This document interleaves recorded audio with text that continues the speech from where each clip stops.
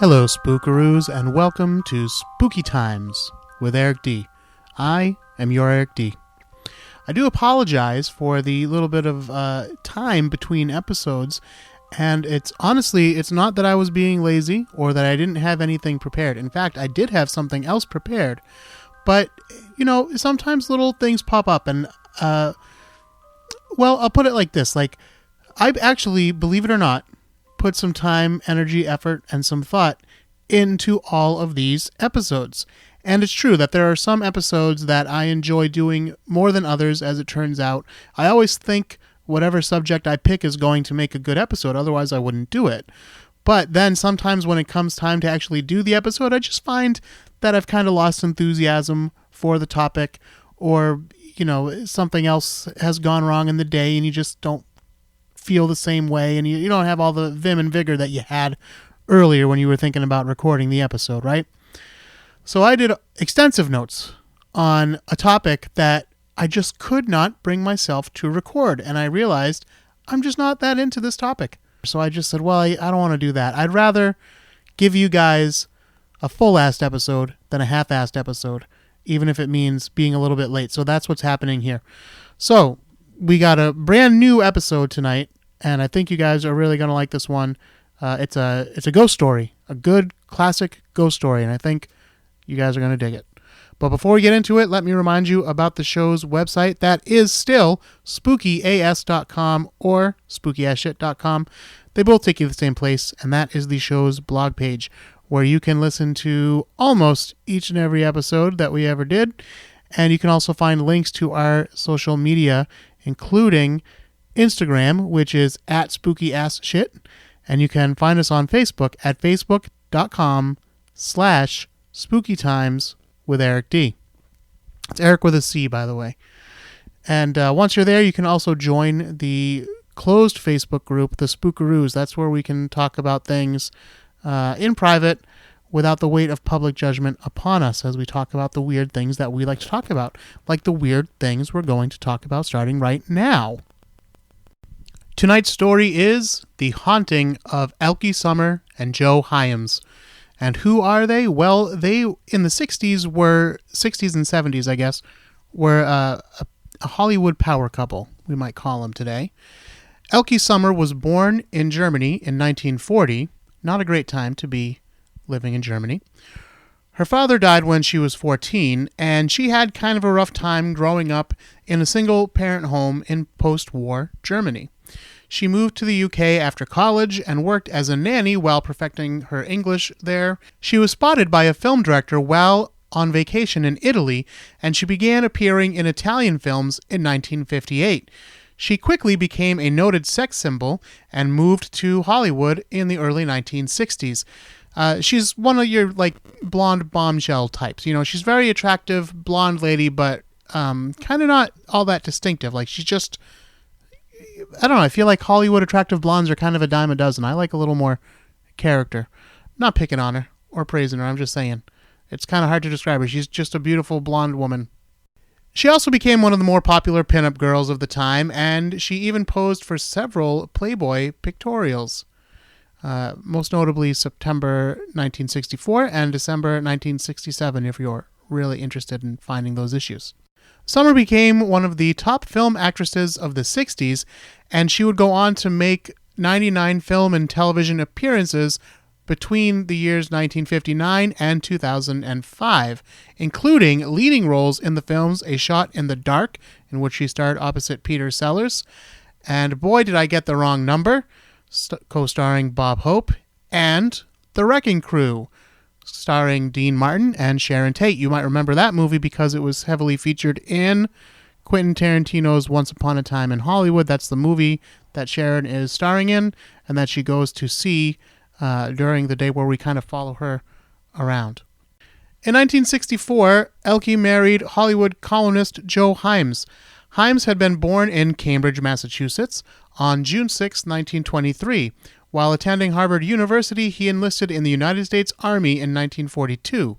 He received a Purple Heart and was awarded a Bronze Star Medal while serving in the South Pacific during World War II. He later covered the war for Stars and Stripes, the official newspaper of the United States Armed Forces. He later earned his bachelor's degree and master's degree at New York University after returning home from the war. Eventually, he wound up in Hollywood and became a reporter and a celebrity biographer. Now, that's the background, but here's the stuff you guys really want to know about these two. Here's where their ghost story begins. It all begins on July 6th, 1964, a few days after the newly married couple had moved into their new home. Sommer was entertaining a journalist named Edith Dahlfield in the living room. Edith saw a man standing in the doorway, staring at her. She turned to Elke, saying, "Well, if he's going to stare at us, you might as well introduce him to me." Elke was puzzled. As far as she knew, she and her guest were alone in the house. "Oh," said Elke, "I guess my husband is home early. I'll just go and fetch him." "No," said Edith, "that wasn't Mr. Hyams I saw. There was a husky, broad-shouldered older man wearing dark slacks and a white shirt. He had a big nose, like a potato." Elke agreed that certainly didn't sound like her husband, but who was it? She went down the hall in search of her visitor, but found no one.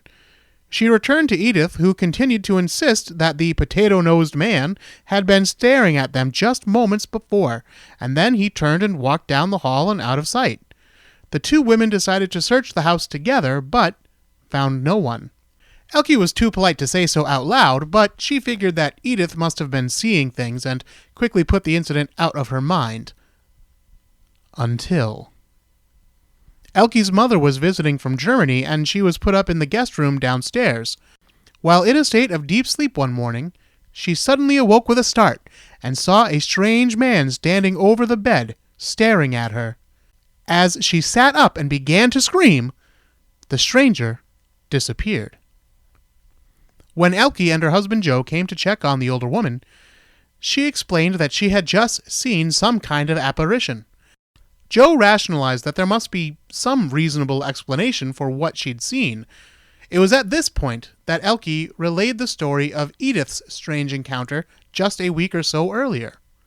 "Well," Joe said, "if you're all seeing strange men walking around, then perhaps we have a prowler stalking us. I'll bet he was looking through that window just now, but because you were startled from your sleep, your mind became confused and mistranslated what you were seeing." Elke's mother stood by her story, but Joe went outside to look at the ground near the window where he expected to find, if not the prowler himself, then at least the footprints that he would have left behind in the soft soil. He found neither a prowler nor his footprints. Then, one night, Joe and Elke, relaxing in their upstairs bedroom, heard strange noises coming from the dining room downstairs. Quote, "It sounded as though there had been a dinner party and the chairs were being pushed back as the guest arose." The two went downstairs to investigate, but discovered nothing out of place in the dining room or anywhere else in their home. Joe again tried to rationalize the sounds as nothing more than tree branches scraping against the house. He called some landscapers the next day. Up to this point, though Joe himself had heard the moving furniture, only women had seen the apparition, and Joe wrote it off as an overactive female imagination frightening themselves into believing in ghosts. But then Elke took off to film a movie in Europe, and Joe was left in the home alone. He would join his wife in Europe in a couple weeks, but in the meantime he had some business in California that couldn't be put off. As he sat alone in his room, he couldn't shake the uneasy feeling that he wasn't actually alone at all. Despite the recent tree trimming, he was still hearing what sounded like furniture being moved in the dining room. Alone and with nothing better to do at night, Joe decided to run some experiments. He began by methodically locking every door and window in the home before he went to bed. Yet, in the morning, for 3 consecutive days, Joe discovered the picture window in the downstairs guest room had been opened in the night. This, of course, was the same room in which his mother-in-law had claimed to have had a ghostly encounter. Strangely, he thought he'd also heard the front door open and slam shut several times, but when he went to investigate, the door was still bolted shut, just as he had left it the night before. Joe decided to try some new approaches. First, he took chalk and drew lines to mark the spot where the chairs in the house stood each night when he went to bed. That's called spiking. In theater, we call that spiking the set. This way, he could easily tell if the chairs had moved even just a little bit. He also purchased several audio monitoring devices and set them up in various rooms in the house for several nights. Each played back to monitors in Joe's bedroom. One night, he heard the by now familiar sound of the dining room chairs scraping across the floor. He picked up his gun and quietly made his way to the dining room. He quickly turned on the lights and drew up his gun to discover nothing. There was no sign of any intruder, and nothing was out of place. Even the chairs, which he was certain he'd heard moving, were right where he left them, with the chalk marks to prove it. He played back the audio recording he'd made in the dining room, and he could plainly hear the chairs moving. And then, moments later, he heard the sound of himself entering the room and flicking on the light switch. Yet the fact remained. The chairs had not moved. Joe went back to bed. But as soon as he got under the covers, he heard the chairs moving again.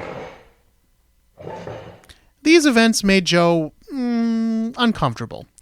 But again, Joe tried to be rational.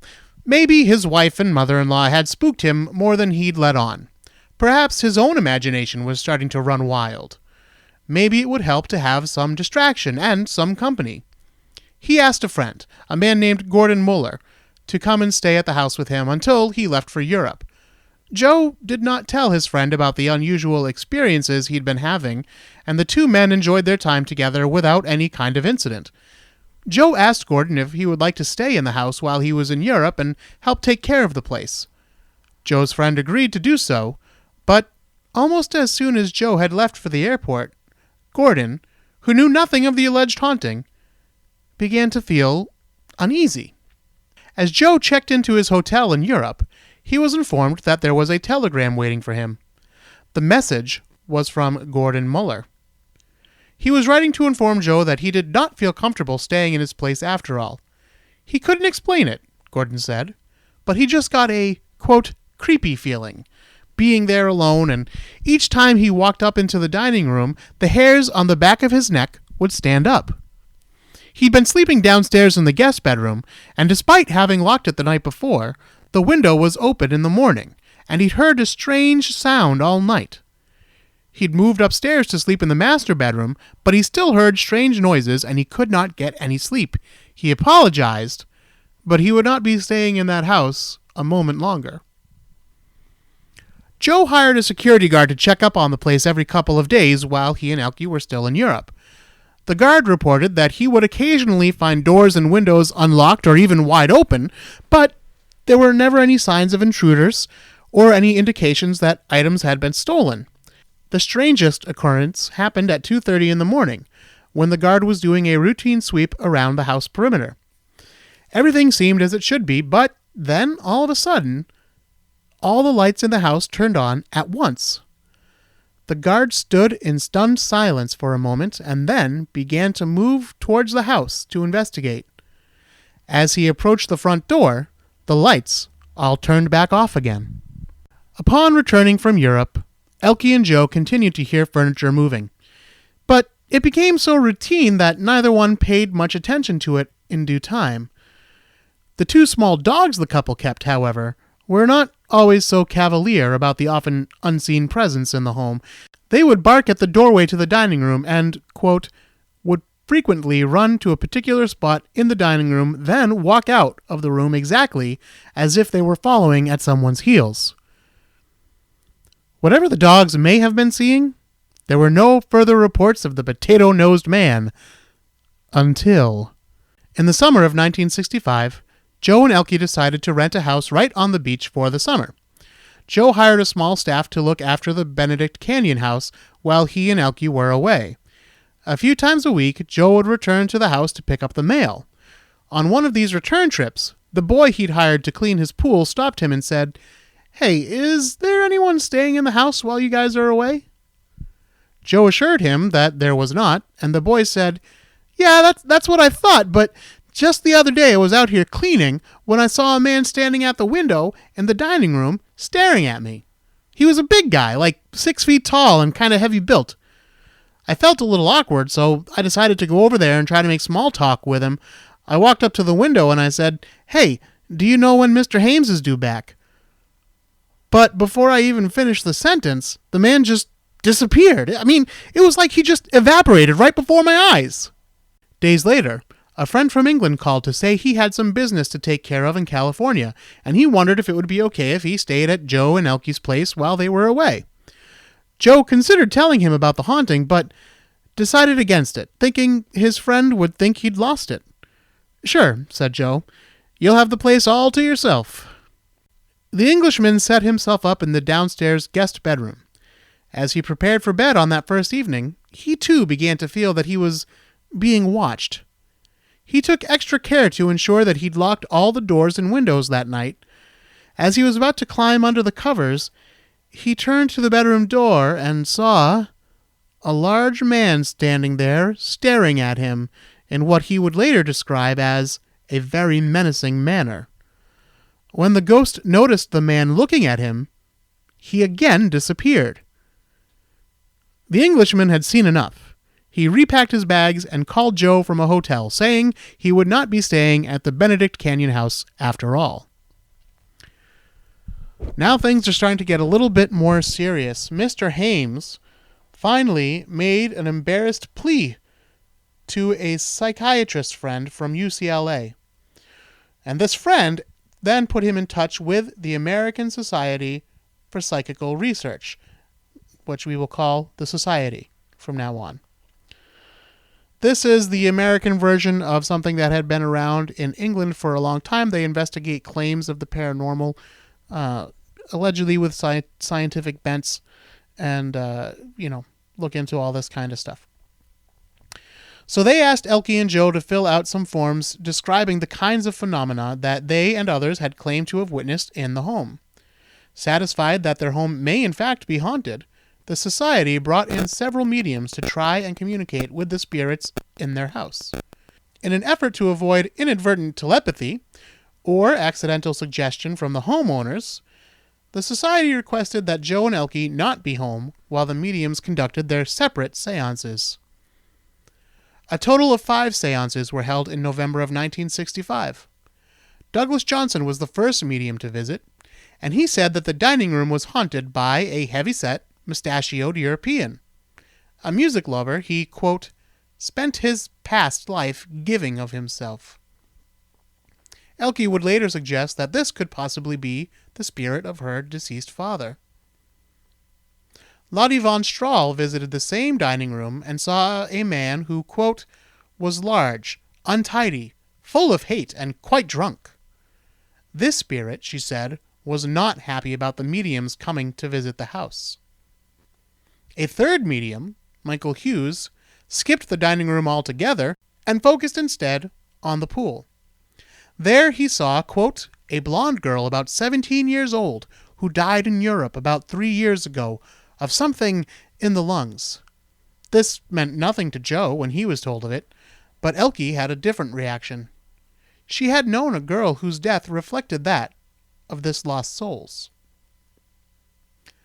Then Maxine Bell toured the entire house before finally setting on the dining room as the most charged spot, quote, where she saw a sloppy man in his 50s. I think he's a doctor, she said. He died of a heart attack at the age of 58 before he could finish something important with the man of the house. Medium number 5, Brenda Crenshaw, confirmed Maxine Bell's vision and added that the 58-year-old doctor had died, quote, of a chest or heart condition outside of the country. Elke was now convinced that the spirit haunting their dining room was, in fact, her father, who had died of a heart attack over a decade earlier in Germany. Joe wasn't so sure. He believed that Maxine Bell's insights held an important clue. She'd said that the spirit had some unfinished business with the man of the house. Well, Joe had been working on a book with a doctor who matched the physical description of the spirit, and the doctor had died of heart failure before the book could be completed. Joe was not opposed to the idea of finishing the book or assisting the spirit in some other way, but the spirit had never revealed itself to him directly. The society suggested that they hold a series of seances, this time with trance mediums, who would allow the spirit to speak directly to Joe through them. Joe and Elke agreed, and all 5 seances were held, but Joe reports that the results were less than spectacular. It was around this time that Joe decided to do more research on his own. He tracked down the home's previous owner and, after talking with them directly, learned that they too had been troubled by spirits. That was, in fact, the reason they decided to sell the home. The strange noises in the dining room were so loud one night that the wife of the previous owner, alone in the house, called a taxi from the upstairs bedroom phone, and locked herself in while she waited for it to arrive. Finally, a taxi pulled into the driveway. I kept waiting from the window for the driver to walk up and ring the bell, but he didn't, so I shouted to him from the bedroom window. When he answered, I ran downstairs and got in the car and asked the driver why he had not rung the bell. The driver told me he saw a large man standing in the door, assumed he was the fare, and was waiting for him to get in the taxi. But the man at the door had vanished when I shouted from the window. The society sent yet another medium that December. Again, Joe and Elke were not home when Jacqueline Eastland visited. She announced that a middle-aged man had been murdered in the house by strangulation. The spirit was so angry that the medium became frightened and refused to return for a second visit. Joe was unconvinced by any of these mediums. He found some to be very serious and worthy of at least consideration, but some he felt were outright frauds. Still, they had made Elke even more fearful. For her sake, if only to put her mind at ease, he agreed to allow the society to perform an exorcism on the house. For reasons unspecified, the couple would not agree to let a Catholic priest perform the exorcism, so the society invited medium and mystic Lottie Van Straal to return to the house for a second time. Lottie and Elke sat in the dining room and prayed. Lottie said the horrible monster was standing beside her. She commanded him to leave these good people alone in the name of Jesus Christ and get out. And so it seemed the deed was done. Lottie turned to Elke and said, "He's leaving." That night, Joe and Elke went to bed with a new sense of peace, though they were still diligent about making sure that all the doors and windows were locked tight for the evening. As they settled in for a night of peace and quiet, Elke grabbed a hold of Joe, saying, "What's that sound?" Joe listened for a moment, and then he heard it too. The sound of furniture moving in the dining room. For a while, Joe and Elke would more or less come to terms with the spirits dwelling among them. Elke chose to believe that the spirit was her father, and so she no longer feared it. Joe didn't really care who it was. The way he figured it, quote, "I wouldn't let a living man frighten me out of my house, and I certainly don't intend to let a dead one do it." And so life went on for Joe and Elke, until... About a year after the exorcism, Joe and Elke heard a loud bang at their bedroom door. As he picked up his pistol and prepared to open the door, Joe thought he heard laughter coming from the dining room. When he opened the door, he saw not a soul, but he did see smoke rising from downstairs. He and Elke quickly escaped through the bedroom window. When they looked back at their house, they saw their dining room was engulfed with flames. The fire department investigated the blaze, but could find no cause for the fire. They officially listed it as mysterious in origin. Finally, Joe had had enough. He walked back his earlier bravado as he put his home in Benedict Canyon up for sale, having lived there for just over 2 years. Now, several of the websites that I came across while researching tonight's story say that Joe went on to write a book about his experiences here, and that would make sense. Of course, he was a writer, but that, from what I have found, is not true. He wrote 2 articles for the Saturday Evening Post. The first one about his haunted house and the strange things that were happening there, and the mediums that had come to visit and everything. And then he wrote a follow-up a year or two later about why he left the house, why I gave up the ghost is what the name of the article is called, not the book, because there was no book as far as I can see. He does mostly biographies and some books about martial arts and stuff like that. That's what he was up to. After moving, Joe and Elke were apparently no longer troubled by ghosts, or at least they never mentioned it if they were. The couple would eventually divorce in 1981. Joe would go on to live until the year 2008, and Elke Sommer is still alive and hopefully well, having just turned 80 years old. And that is the story of the haunting of Elke Sommer and Joe Hyams. Okay, so what is my own personal belief as to what was going on here? Is this proof of authentic ghost encounters or something else? Well, it may shock you to find out, but no, I don't believe that this is proof of ghosts.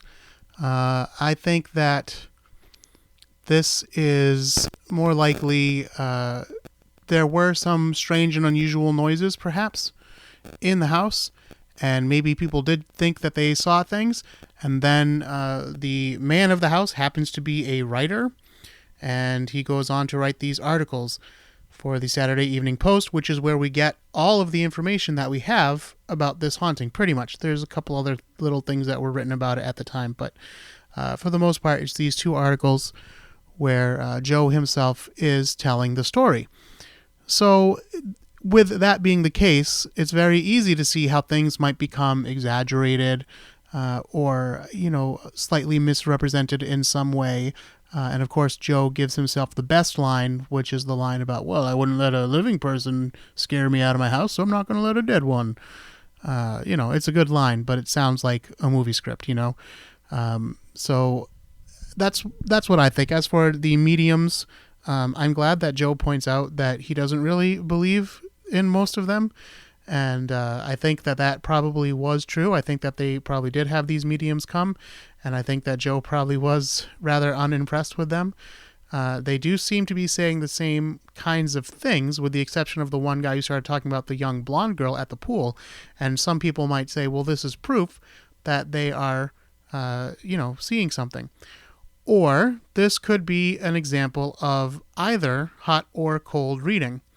If you were to meet Elke Sommer and Joe Hyam, you would see that they would probably have parents that were at least middle-aged. The ones that give us a specific age of 58, those are the ones where we might consider that might be more of a hot reading. Of course, a cold reading is when you walk in to a place and you know nothing about it, and you are able to, through various clues. For example, what I was getting at earlier, if you see someone who's young, and you know that they have a parent who passed away, well, then you could say like, oh, I'm seeing like a middle-aged man, because then you would assume maybe their parents are middle-aged, and you know that one of them passed away.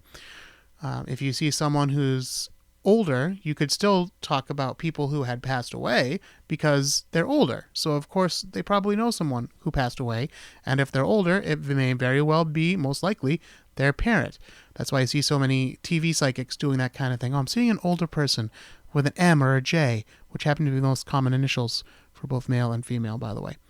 So anyway, so that would be an example of cold reading, but the hot reading is when we get specifics. And I think even the guy by the pool was doing a hot reading because the thing is, Joe is a well-known writer and Elke is a beautiful, blonde, famous movie star. So it's not like these were unknown people that couldn't be researched. It's true, they didn't have the internet and that kind of thing to rely on back then, but, Hollywood is Hollywood, and there was gossip back then just like there's gossip now. And word gets around. So people could have heard about these kind of connections. And the other big mistake that people make all the time is underestimating people who are involved in fraud, including psychics and mediums and magicians of all sorts. The fact that you won't believe the amount of work they put into doing what they do helps them do what they do. So even though it might seem like, well, no, they wouldn't be able to go back and talk to Elke's friends and learn little things on the side, or like go undercover and hang out in circles that she hangs out with just to get information, that's crazy. It is crazy, but they still do it because this way they can get the information that they need, and it seems all the more impressive and gives them credibility and makes them into superstars in the paranormal realms. So I'm not saying that's definitely what happened in this case, but it seems more likely to me than, they saw these spirits or got these vibes. But that's just my opinion. So I will tell you where I got my inspiration for this story, as I often do when I can't think of an idea, or I do think of an idea and then suddenly at the last minute decide it's not up to my standards, and I change my mind completely about the story I want to cover. I turn to the books on my shelf and see what I have, and maybe there's something in these books that can inspire me. And of course, one of the series, I should say, not just a book, but a series of books that I return to is the Time Life series. So this time I turn to Time Life Mysteries of the Unknown Hauntings, and the first big story in there is the one about Elke Sommer. It's not 100% complete. So for that, I turned to the internet, and I used several websites, but one that I found to be a very good description of the story, although with a little, perhaps wacky commentary thrown in. Wacky in the sense of this is written by someone who's a true believer in ghosts and other dimensions and, parallel planes of existence and that kind of thing. But anyway, it's pretty well written. This is from borderlandsciences.org, and this is an article called Haunted Hyams and His House. I keep saying Hyams or Hyams. It's Hyams. Haunted Hyams and His House, and it's by Riley Hansard Crabb. So you can go check that out at borderlandsciences.org and see their take. It's interesting to read anyway, what people who are 100% true believers in the paranormal, what they can try to explain and say oh, well, I think this is related to, the hairs on the neck standing up. Well, it's shown that these certain fields happen when there's ghost activity, and so of course you expect this kind of reaction. So again, long-time listeners know I don't necessarily believe in ghosts, but I'm still very interested in ghost stories, and I like to even hear people's theories as to what ghosts are, because to me that's the big question. If I do not doubt that people have what we might call a ghost experience, but what is a ghost? That's the part that gets a little bit tricky, and I've done a whole episode about it with Brian Toney called Ghost What the Fuck. So you can go back and try to find that one in the archive at spookyas.com. So there's another plug for the website. And since we're wrapping up the show, let me remind you, we are on Instagram at spookyasshit, and find us on Facebook at facebook.com/spookytimes with Eric D. I'm still getting used to saying the new name of the show.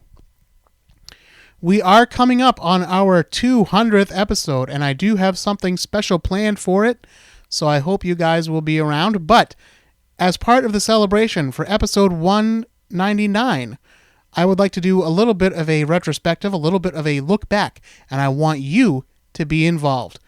So if you if you are a spookaroo, a true blue spookaroo, if you're a member of the Facebook group, I am going to be posting a phone number there that you can call and leave a voicemail to tell me what is your favorite episode and why, and whatever else you might like to say. And then I will take those recordings and I will use some of those on episode 199. So if you would like to be involved with that, it is imperative that you get yourself over to Facebook and join the Spookaroos, our secret closed group, so that you can have access to this special voicemail number. Other than that, please consider turning your friends on to the show, letting them know about the spooky good times that we have here, and if you could go ahead and leave me a kindly word or review on Apple Podcast or wherever else you happen to listen to, that would be very much appreciated. It lets me know that my work is not for nothing, that you guys are listening and that you're enjoying the show, and that I should keep on doing it. So let's do it. Until next time, don't be afraid.